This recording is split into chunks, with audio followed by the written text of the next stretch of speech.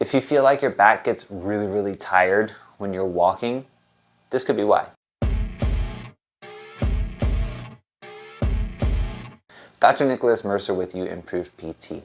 So when we walk, we have these muscles on the sides of your hip called the gluteus medius, and they're responsible for supporting the hip as you take a step onto one leg. If these muscles are weak, you may notice in some people they have a Trendelenburg sign, and that will look like this. As they step and lift their leg up, they're going to drop into that hip.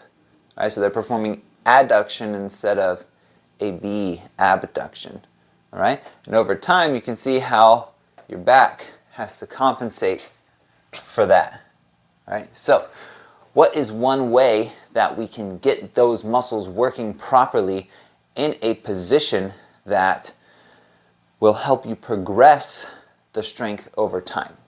First, what you're going to want to do is lie on your side. From here, all you're going to do, whichever leg's on top, you're going to lift it up, hold 1, 2, 3, and relax. Lift it up, hold 1, 2, 3, and relax. You should feel muscles on the side of your hip here. All right? Do a set of 10 on each side. After about a week of doing that exercise, you should be ready to move on to the next one, which is hip hikes. This one we're going to do in standing, and all you're going to do is grab something or use a step that will allow you to elevate. Hold on to something if you need help with balance. And you're going to let that hip drop, right, without bending the knee, trying to get the other leg to touch the floor, and then push that up as high as you can. You should feel the hip on the ground leg working, the outside of that hip, and then maybe the side of your torso here for the other leg, and then drop it down.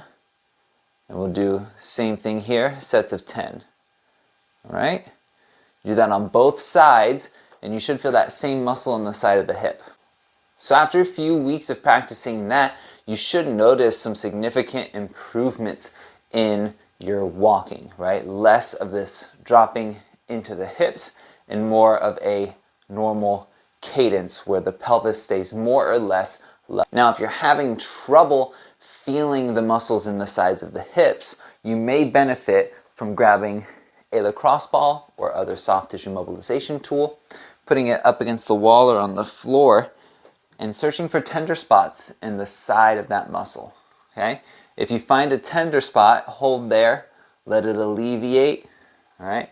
Find another spot, and once you've kind of gotten through those spots, you felt the tenderness, you've alleviated some of the spasm, but also you've become aware of that muscle and where you should be feeling the muscle burning when you're doing these exercises. Then try the exercises again. You should be able to feel the proper muscles once you've done some soft tissue mobility work. Overall, a pretty simple fix. If you do have some other issues playing into it, such as some core weakness, it may take a little longer for that to get better.